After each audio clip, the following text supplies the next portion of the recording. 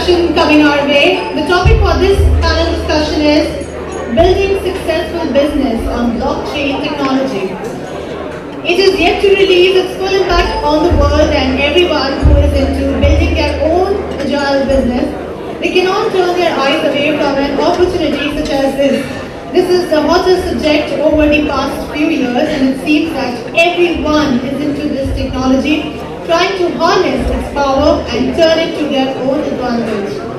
Would invite a panel of utmost expertise to share their mantra on building successful business on blockchain technology. This panel is being moderated by Pankajj Ghode, the co-founder of GBF World. He is the founder and chairman of Global Blockchain Foundation. He is also serving as consultant to Maharashtra State Police, Ministry Communications and Information Technology for Digital India projects, as cyber experts, NHP, and working on creating high-impact business solutions through AI and cognitive computing, computer vision, human-machine interface, AR and VR, and IoT. So, ladies and gentlemen, please put your hands together for Mr. Pankajj Ghode on stage. A very warm welcome to you, sir.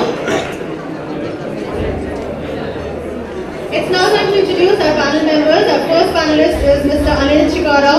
He's a serial entrepreneur, TEDx speaker, anchor judge at India's first startup reality TV show, Discovering Kick-Ass Tech Startups. He is a well-regarded startup mentor in the Indian startup ecosystem. He was the anchor judge for David's 5000 Hounsleigh in Ki Udaan, India's first startup reality TV show, and the official startup coach for the TV World show.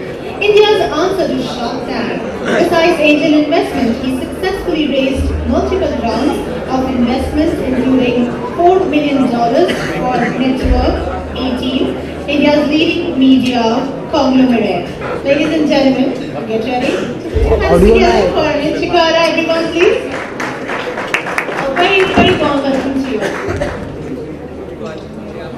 Our next panel member is Mr. Vishal Nigam. He is the chairman, Indian Blockchain Council co-founder, CEO of Blockstein, blockchain speaker, blockchain mentor. He is the co-founder of Blockstein Private Limited Division, India's first blockchain solution-based company focused on providing end-to-end product and solution to this innovative industry globally. He has a blockchain technology. Let's hear from him. Everybody, please put your hands together for Vishal Nigam on stage. A very warm welcome to you, Mr. Vishal. Thank you. Our next panel member is Mr. David Passiak, Co-Create the Future. He is a keynote speaker, innovator, futurist, and author of 3 books: Empower, Disruption, Revolution, and Red Bull to Buddha. A former religion scholar who did PhD studies at Princeton on Great Awakenings. His work focuses on building moments, co-creation, crowd-based innovation, and emerging business models that will reshape the global economy. The BBC described David's unique approach as innovating the digital world through traditional teachings. He recently joined the Emerging Future Institute to head its work on co-creation, a lifelong seeker and practitioner of insight meditation for 20 years. He is currently writing his next book on the interrelationship between innovation and awakening. Please put your hands together for Mr. David on stage, ladies and gentlemen. A very warm welcome to you. Thank you. It's now time to introduce our next panel member, Pranit Kumar, co-founder, Global Blockchain Foundation, tech corporate legal advisor, blockchain evangelist, investor, and entrepreneur. He's an entrepreneur with a passion of blockchain technology, mind of lawyer, a heart of technology, and a soul of community. So over a decade, he has extensively worked in the cross-functional space of legal and compliance, advisory, IT management, technology and cyber security, health and wellness, education and training, luxury and fashion, e-commerce, retail and distribution, and so on. Being the co-founder of Global Blockchain Foundation, he is working on his life's most ambitious project of World Blockchain Summit to bring the world together on blockchain technology and its elite emerging techno-sectoral applications. Ladies and gentlemen, please put your hands together to welcome our next panel member, Pranit Kumar, on stage. And it's now time to invite our last panel member for this particular discussion, Mr. Sanjay Mehta. He is the Angel and PE Investor Director, Core Media. He is awarded Angel Investor of the Year 2017 by Let's Venture, investor in Block, One EOS decentralized platform, and societal infrastructure for deploying smart contracts. He was a part of the ARC Angel Investor list by TOI and Zeller 8, currently invested in 66 startup companies in diverse sectors, active member of Indian Angel Network, Mumbai Angels, B2B, 1K Ventures, and CIO Angel Network. He is not addicted to funding startups, he is addicted to working closely with entrepreneurs. So please put your hands together for Sanjay Mehta on stage, ladies and gentlemen. He'll be joining the discussion shortly, so I hand over the panel discussion now to our moderator. Over to you. Can you all hear me?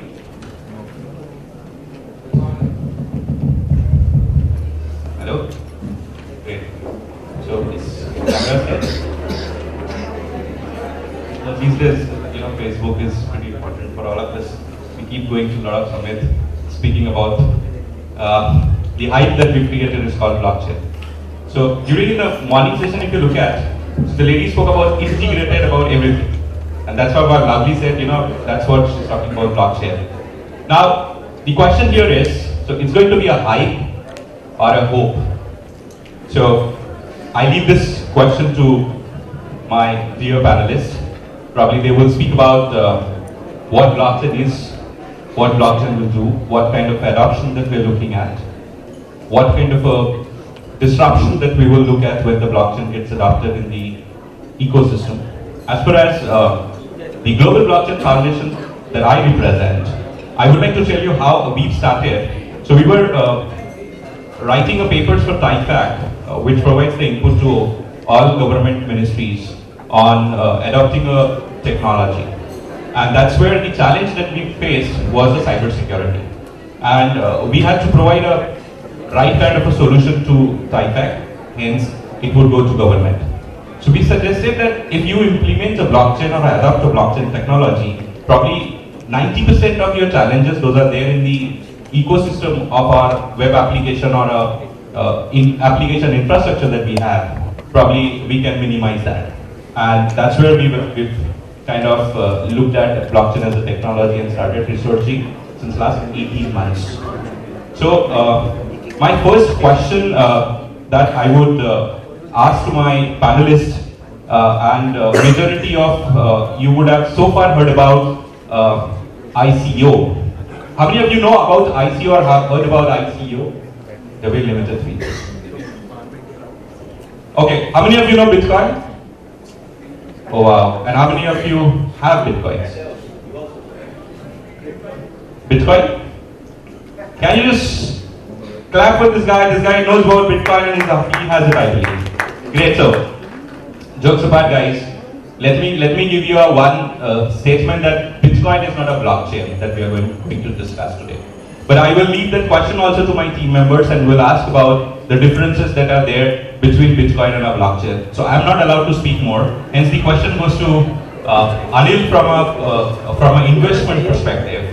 That traditionally Anil, so far you must have been investing in great amount of startups, helping them, mentoring them, guiding them on a day-to-day basis. Now, blockchain is probably a new technology.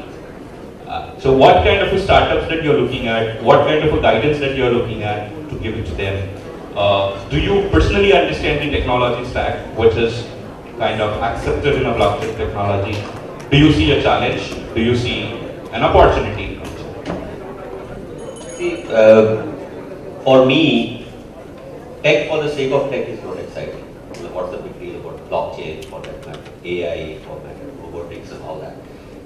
When people get too excited about a tech and rather than their use cases, that's when for me that's a big red flag that goes up. I'm more excited about that. See, if you look at blockchain, that's like the plumbing, right? It's more in the back end. It's a more back end technology which can, and I'm sure everybody knows that there's this trust thing and how blockchain is that and stuff like that. So I'm more excited about the way it can impact, and I come more from an enterprise perspective. We typically work with enterprise tech startups, and I have looked at. I'm not a tech expert on blockchain, but I've looked at the applications and things like that, and I see that it has a huge potential to revolutionize a lot of industries, and even industries like, for example, real estate or education. Like in India, for example, there's this whole thing of fake degrees. Is there? So people don't know credentialing system and all that. And I think blockchain is a perfect thing. It's very low hanging for that, to do that. And I just personally believe that that whole hype that has been created on blockchain. I think the worst thing that could have happened to blockchain was Bitcoin. Because when you're like, in the morning I was like, I couldn't get an Uber, and there was like 22-minute wait coming on, so I crossed the road and took an auto, and the guy looked at me and said, "Sir, kahan jalna hai?" And I said, "Amada mein there's a conference, I want to go there." So software se IT se ho. Sir, Bitcoin kya hota hai? And I'm like, the day that happens, and I've been approached by my friends who are in, like I belong to Haryana, so I know a lot of people in Haryana, Punjab and all that. These are traditional guys who have been trading, steel industry and all that. And those kind of guys who have no clue whatsoever, they would not know about Java also, for example. That's like, and they start talking about, yeah, Bitcoin khareedna chahiye, ye hona chahiye. So I think, I'm not that excited about Bitcoin and all that, though I regret the fact that my son, when I was in college, he was 13, he was mining and he had asked me, and I said, I regret that to this day, that he was mining Bitcoin. But I think the great promise is this blockchain technology and how it can solve the real problem, and forget US, forget anywhere else, the real problems facing India. Like the way the public distribution system works, the way, there's this famous thing that Rajiv Gandhi said that after every 100 paisa that the government releases, how much of that actually reaches this thing, and to the last mile, right? And I know that blockchain can actually solve that problem, things like that. So I'm more excited about that and the use cases than the technology itself. Technology on its own is nothing. Yeah. Probably Vishal would have a different view altogether because he comes from a technology perspective. So Vishal, question to you. Now, again, I do not want to ask what is blockchain, but what would you update to people here on blockchain as a technology? Will it stay? Will it go fast? Or it will create a disruption? Thanks to Nick for keeping me in such a tight situation. For me, being the deal breaker. So I'll tell you one thing. I met Anil, I guess 6-7 months back in Delhi, and 8 months back, I don't remember that. So we were talking about this Bitcoin, and he said, I don't really. And I gave him one simple thing, just speak about Bitcoin, and we'll meet after 5 months. He meant, why you tell me about Bitcoin? I'm on the blockchain.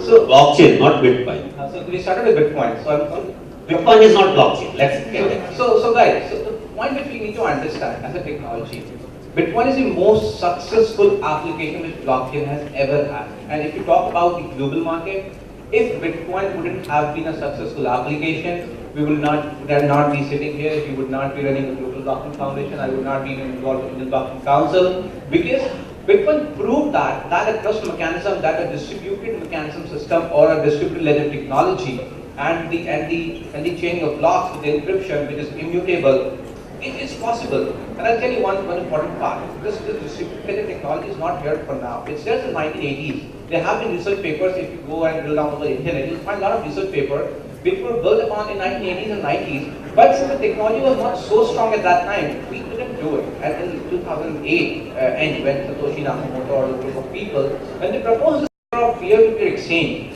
they proposed this token mechanism, which was used to be involved in the whole system, was Bitcoin. And that's where The blockchain term was never even existed before that. It was on that paper when they introduced the word block and chain and it comprised that. So the point that I'm trying to make is that Bitcoin, if you understand it, it's the best thing. If you don't understand it, it's still the best thing. Because that's how blockchain operates. Till date, if you talk about technology aspect, when it's use cases, yes, they're important, but how do you find a reference model that yes, this technology can be built upon? Yes, this technology is going to be that disruptive part of the ecosystem, which is going to take over almost everything. Because blockchain works just above 1 layer of Ethernet, and that's what's going to work. I mean, it's simply just one big example. We all use, let's email, so we all use Google Drive or Dropbox. What is that? That's centralized storage. Blockchain is decentralized. I mean, nothing is stored at one place and everything is distributed. That is it. So if you talk about technology in one line, that's what blockchain is about. And that's what Bitcoin proved, that in order to transfer your money, in order to transfer any asset, you do not need hundreds of people in between to do a transaction. And that's what blockchain did. So a trust mechanism was built with the help of machines, not humans. And that's how the Bitcoin money came into existence. Because what it does, it actually encrypts and decrypts the cryptographic code. That's it. That's the basic mechanism and the technology behind blockchain. So that's what is it. Bitcoin is good. India is starting a bit slow, but we will get to Bitcoin very soon. So I would like to give an example here. Pranit and I, we are a co-founder at Global Blockchain Partners. But besides that, we also have a cybersecurity company. And we were investigating a first matter that has, I do not want to name the exchange, but there was a case registered in a Pune university. And we were trying to understand the complete flow of a transaction that was happened on this exchange. And there was a big loss to the organization. There were at least 100 complainants and stuff like that. And as a third party, we were asked to kind of investigate the complete matter. And while we started getting into it, probably we couldn't understand from where it has started and from where the whole data is flowing. And that's how we kind of understood that this blockchain technology will disrupt from probably to a great extent. Now that's from a law and enforcement agencies. But please understand, now for an example, if the fraud happens, you're going to be a virtual. Now, if you register a complaint, police or a law and enforcement agency is going to have a challenge that which person has done a transaction, that transaction went to whom. Now there are going to be a regularization challenges, please understand. So my question to Pranit, because he comes from a law background, that Pranit, what kind of a regularization challenges that we are going to look at when we look at blockchain as a technology or a Bitcoin as a momentum that we have created?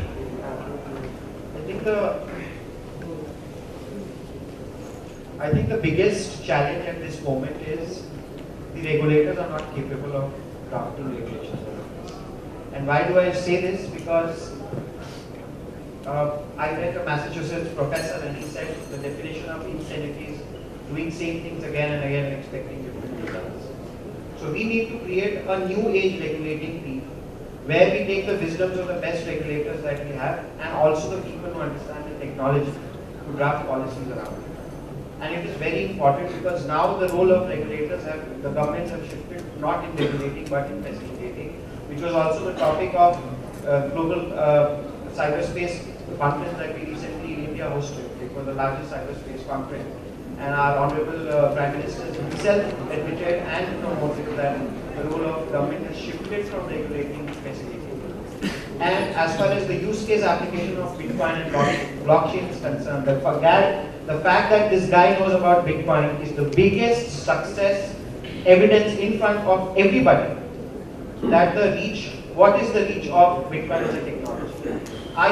Every day I keep hearing about that, Bitcoin is being used for illicit usage like, drugs, stuff like that.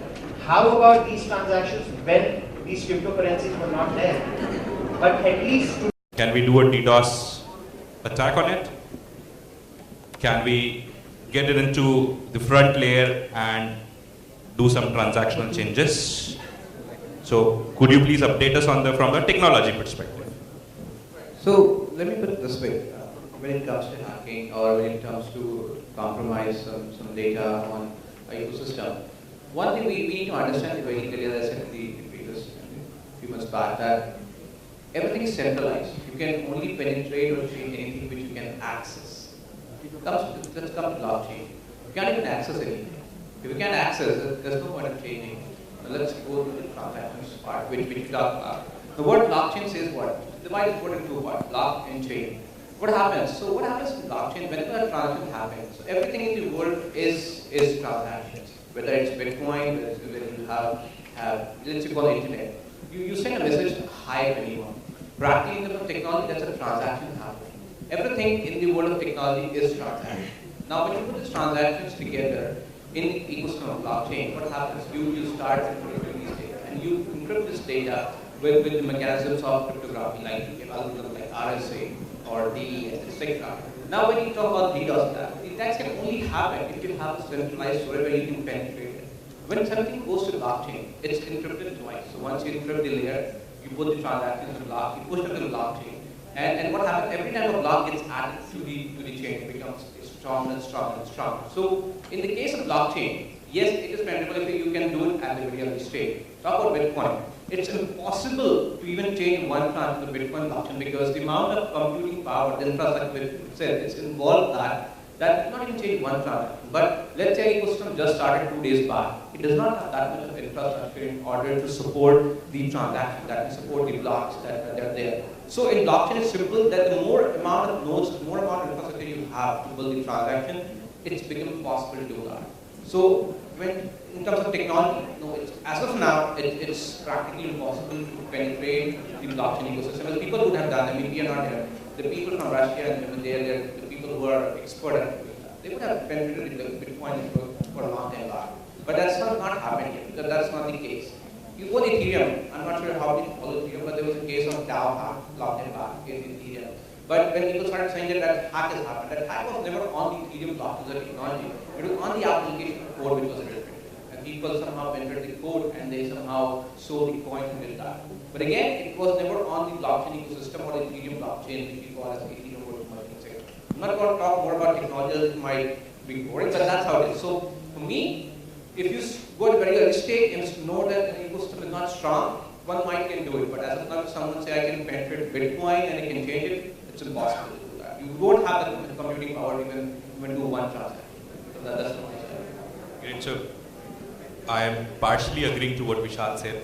Probably we'll discuss internally and we'll debate on it.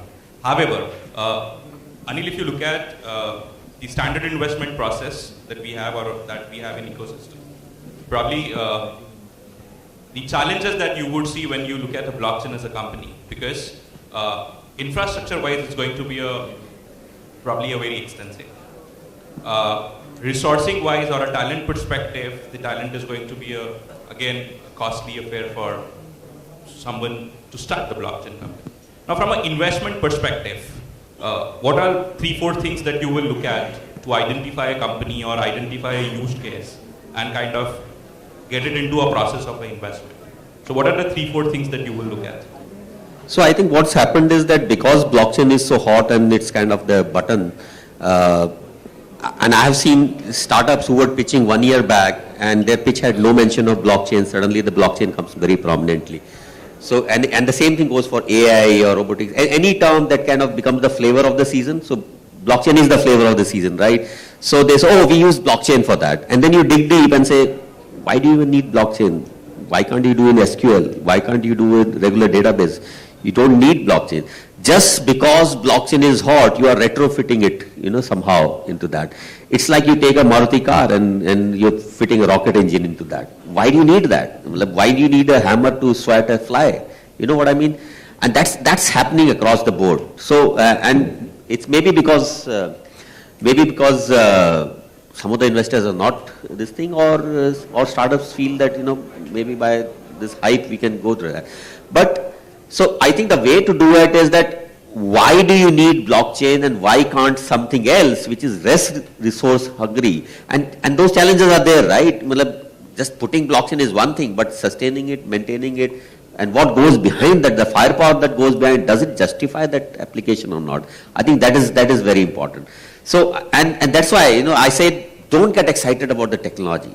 The technology is there to serve a purpose. Get excited about a purpose. So when I look at it from investor perspective, I'm not interested in the technology. I'm saying, here's a big problem that is there. And what is the best way to solve the problem?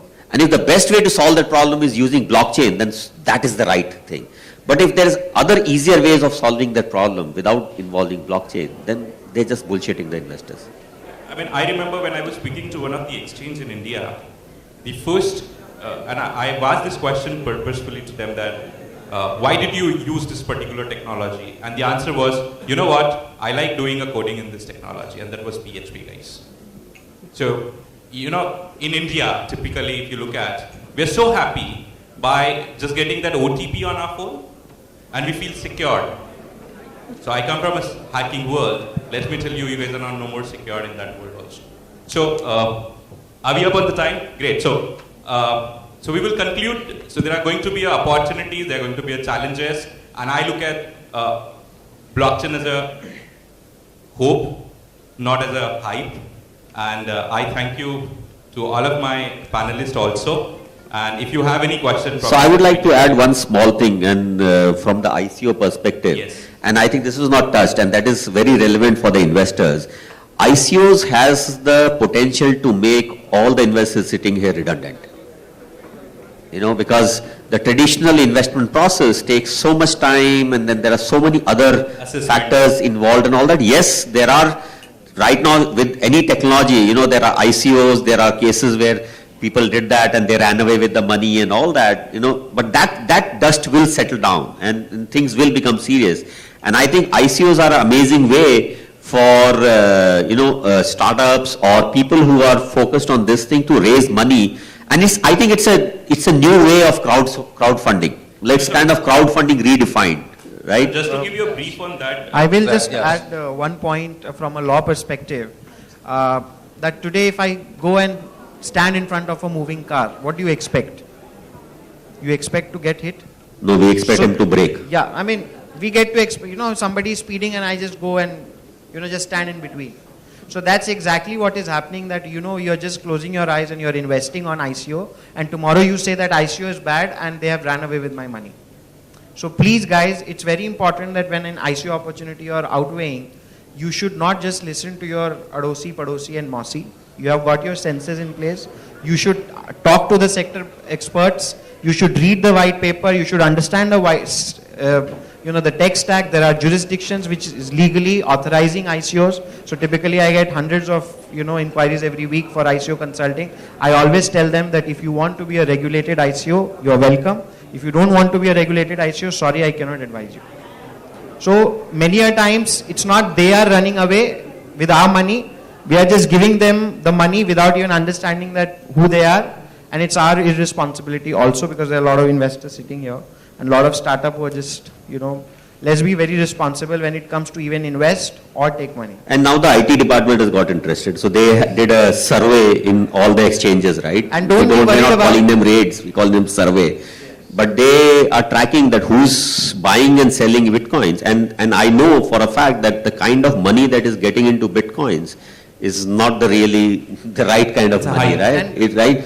And all that will be investigated. You're supposed to pay taxes and stuff like that. Since he has raised a very valid question, don't get away carried by the false media promotions about what IT department is doing. If you have bought Bitcoin with cash, please ready to get caught, because every Bitcoin can be tracked. So again, the problem is that's the whole thing about blockchain. It is trackable, so and please understand, you cannot go and fudge it. Please understand that if you do anything illegitimate, blockchain is a problem to you. Bitcoin is a problem to you. Bitcoin or blockchain per se is not flawed. It's the way we leverage that, it becomes the issue. Fly-by-night operators which are there in that. So don't purchase without any KYC. We are up on the time. Yeah, so I think we will. Bye. Thank you, everyone. Thank you. Thank you. Thanks. I'm so thankful to the entire panel member, the moderator. Thank you so much for highlighting the topic so well. But we're sorry, we are just running out of time. Get ready for a wonderful picture and smile, please. Everybody, please put your hands together. Let's thank all our panel members and the moderators.